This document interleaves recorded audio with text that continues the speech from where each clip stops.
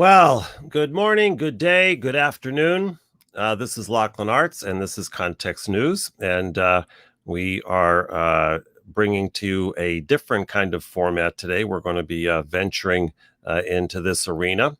And for anyone, put a timestamp on this, it's now November 6th. And for anyone that's watching this after that date, just to let you know where we are, we're in the midst of the final stages of counting the ballots to determine who will be our next president of the United States. And we've selected a news clip. This is clip that I'm going to be showing is from Morning Joe, which is a show on the MSNBC network. And this is not at all in favor of this show or this network, or in opposition to the show or this network. I could have selected a clip from any show, any news show on any network, and this happened to be a clip that I came across this morning, and so here it is.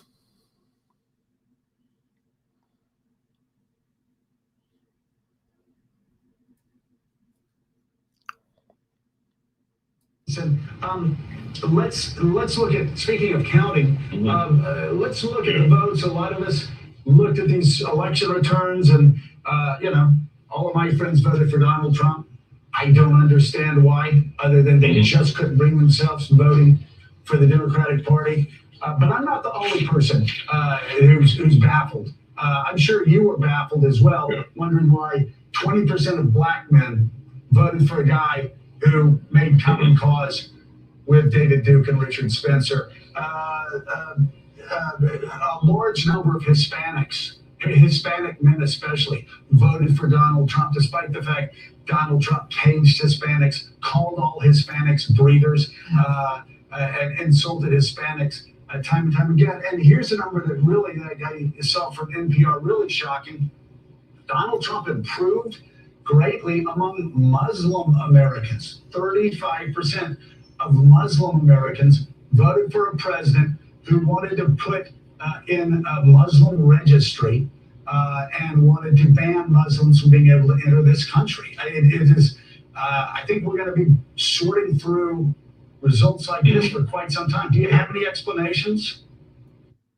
All right, well, there's the question, isn't it? That is the question that we ask and that we expect. That's the question that we ask and that we actually expect our news networks to answer. And that is, do you have an explanation for that?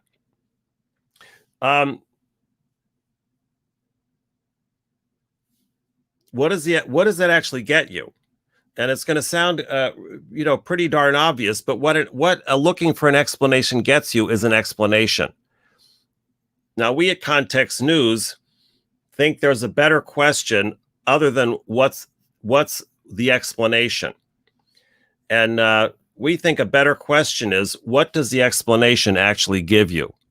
What does the explanation after the fact of what happened actually offer you? And it's a pretty darn good question, we think, because if you look at the news, all of the news networks, the news entities, the news empires that exist in the world, they really are built upon giving people explanations.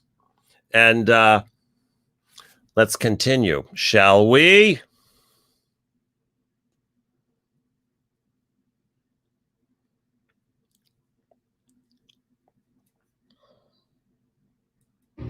Not yet. I mean, I could give you all kinds of explanations and theories and this that, but we're just going to have to find that out, because none of that you just cited really makes sense to me. There were people warning in the days before the election.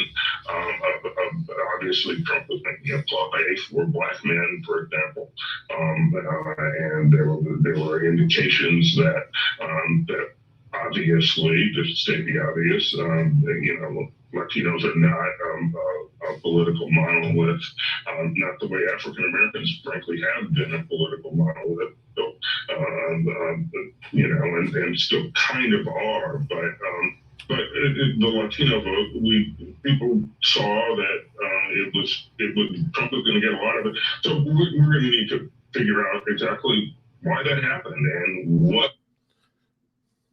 You see?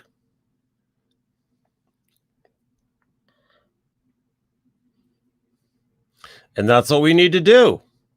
And that's what we count on our news networks and our news commentators and news shows to tell us. We got to figure out what happened. Why did that happen? Now, here's the deal with Context News. We're not out to offer you an explanation. And nothing wrong with explanations. We're not here to answer the question why. We think a more powerful question, at least to begin with here, is not the question why, but why. Ask the question why. Or in a short version, why? That sounds a little bit like Nancy Kerrigan now, don't we? All right, but that's the deal. All right, so we think to do an autopsy of the events of the day, which is what news normally gives you. Here's the why after the fact. Context News isn't designed to give you an explanation. It's not designed for people that are simply watching like observers. Context News is made for you, the people, as actual participants, as people who are actually engaged in making things happen, not explaining why they happened. So if you want to make things happen, if you want to make a difference, if you want to make an impact in the issues of the day, rather than after the fact explaining what happened, or as that expert there just said, very learned individual said, it didn't make sense to me. And that's what news does, doesn't it? It makes it understandable. It makes the events of the day understandable. It makes the events of the day make sense. So it jams it into what we already know. It jams it into the thinking that's already there, but it doesn't give you any real opportunity to impact the issues themselves. So if you want to impact the issues themselves and make a difference with the issues, rather than explaining or understanding or making sense of the issues, why might not be the appropriate answer.